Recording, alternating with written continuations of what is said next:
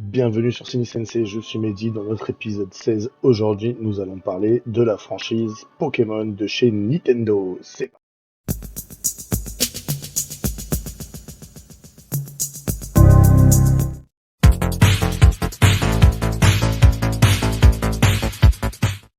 Alors pour ceux qui connaissent pas de Pokémon, depuis le temps, Pokémon c'est une franchise créée par Satoshi Tajiri qui a été fait en 1996, présentée en jeu vidéo par des séries éditées par Nintendo.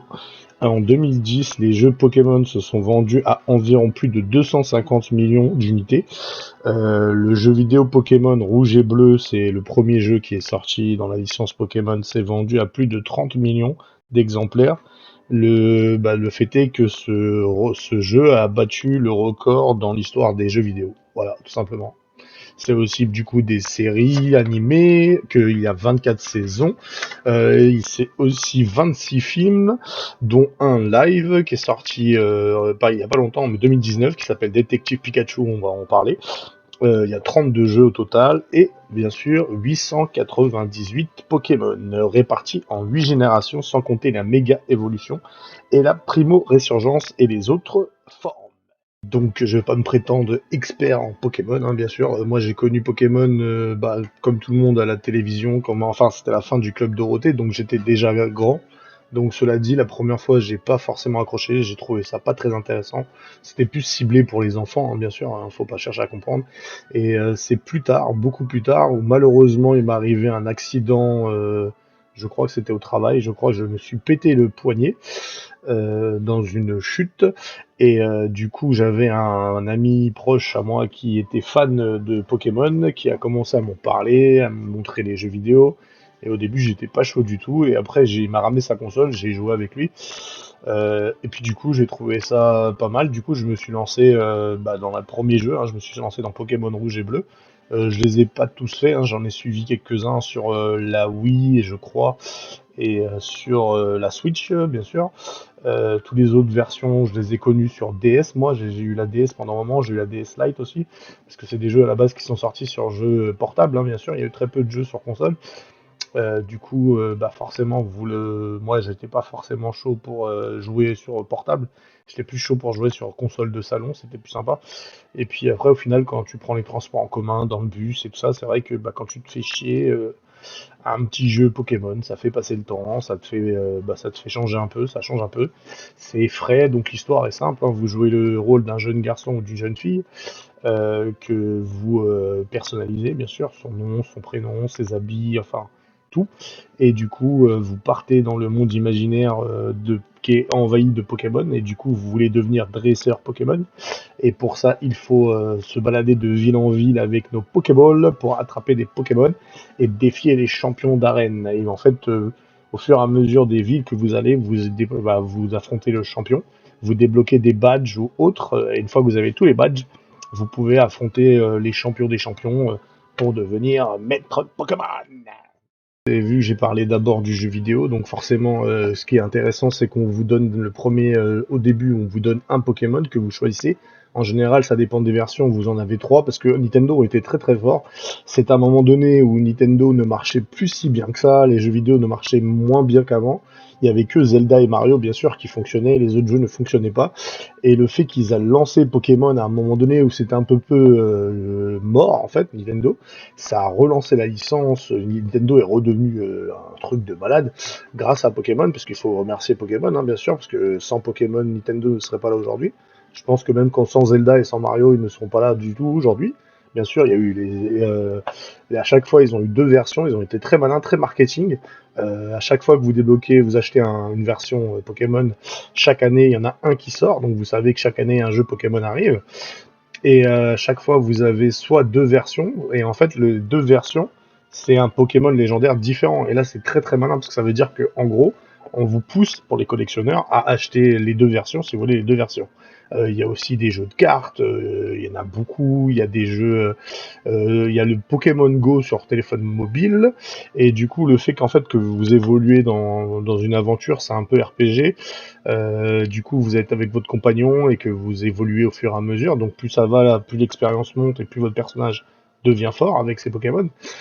Du coup, c'est vraiment très intéressant. Après, ils ont sorti les méga évolutions, les je sais pas quoi, les Gigantamax maintenant, les Gigantamax. Non, franchement, Pokémon reste. On a beau dire ce qu'on veut, c'est vraiment une référence dans le monde des jeux vidéo parce qu'il a réussi à inventer tout un univers. Faut croire qu'il y a quand même 898 Pokémon. La tête de qui j'aimerais bien mettre au défi les personnes qui ont chopé tous les Pokémon, quoi. C'est juste ouf, quoi. Et même le coup du Pokémon Go, c'était hyper drôle parce qu'on avait eu tout le monde qui était joué à Pokémon et tout le monde allait dans les parcs, dans les centres-villes et tout. Ils couraient partout pour choper des Pokémon. Ça a même créé des accidents, apparemment. Il y a eu des accidents de vélo et enfin, il y a eu des accidents de voiture parce que les gens traversaient la route pour choper les Pokémon. C'était complètement psychopathe, quoi. Nintendo a été très très fort pour ce mode parce que même les figurines, les tasses, les sacs à dos, il y a tout un côté goodies, tout un côté fan service qui est juste énorme, quoi. On a même eu bientôt, je crois qu'il va y avoir un parc d'attractions, je crois, Pokémon qui va arriver, il me semble, si je dis pas de bêtises. Et du coup, c'est tellement une licence qui marche au Japon, qui cartonne, que les gens font la file d'attente à la sortie du nouveau volet, quoi. C'est juste fou malade. Donc l'animé, il est sorti en 97, je crois, ou 96, juste quelques temps après le premier jeu vidéo. On apprenait les aventures de Sacha et ses amis Pierre et Ondine, hein, parce que bien sûr la première saison, ça va être la seule que j'ai dû voir quasiment tous les épisodes. Et du coup, son rêve est de devenir le plus grand dresseur Pokémon. Et du coup, au début, il a Pikachu comme Pokémon. Du coup, il veut pas évoluer. C'est un Pokémon, il veut rester comme il est. C'était un petit peu différent parce que normalement, dans la version rouge, vous avez pas Pikachu, vous avez justement que Salamèche ou Carapuce au début. Et du coup, par la suite, Nintendo ont été très malins. Ils ont ressorti une version où tu pouvais jouer avec Pikachu direct, qui s'appelle le Pokémon jaune, si je dis pas de bêtises. Et du coup, là, récemment, ils ont sorti une version remasterisée qui s'appelle Let's Go Pikachu, Let's Go Evoli. Et là, vous choisissez un des deux, et je crois que vous reprenez les aventures du Pokémon rouge et bleu, il me semble, si je dis pas de bêtises. Sinon, dites-le moi si je dis des bêtises. Et du coup, bah, Sacha, les aventures de Sacha, elles continuent depuis toujours, hein. Ça fait quand même 20 ans que ça existe, 24 saisons. C'est énorme. Il y a eu plusieurs films, comme je l'ai dit tout à l'heure. Du coup, voilà, moi j'ai arrêté, ça fait très longtemps quand même. J'ai commencé juste un petit peu à regarder quand j'étais dans la vague Pokémon, comme tout le monde. Et puis après, c'est pas très intéressant parce que c'était beaucoup répétitif. C'est beaucoup la même chose. Après, c'est sûr que c'est ciblé pour les enfants, bien sûr. Mais ce qui était bien au début, c'est que ça vous donnait des indices pour battre les adversaires et des indices dans le jeu vidéo. Donc c'était pas mal si vous jouez aux jeux vidéo, vous regardez l'animé, ça vous permettait d'avancer, d'avoir des astuces pour pouvoir battre certains Pokémon, et c'était vraiment intéressant.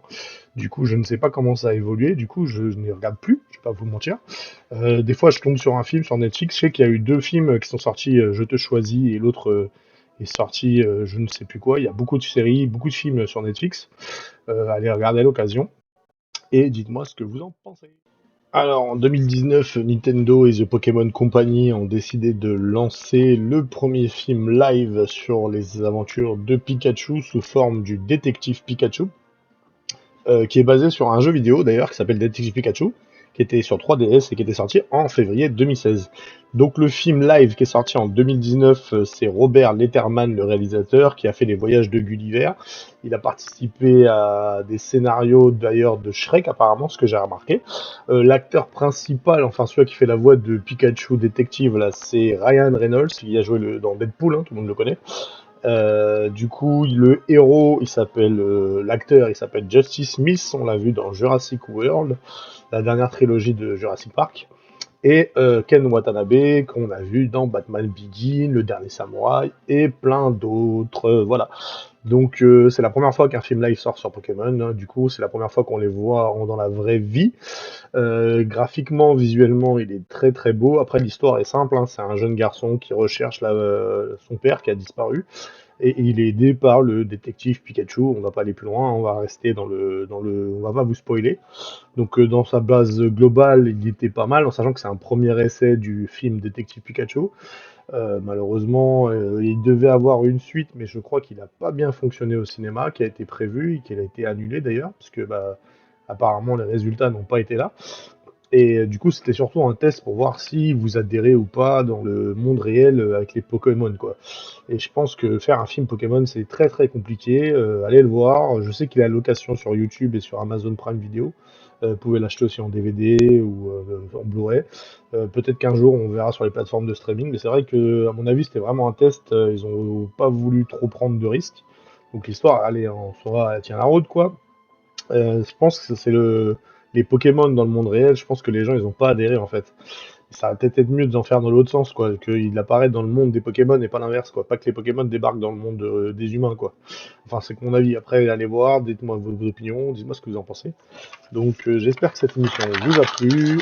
Sur ce, je vous souhaite une très bonne journée et à très bientôt. Surtout, gardez les fans spirit en vous et être passionné, c'est être fan. Ciao.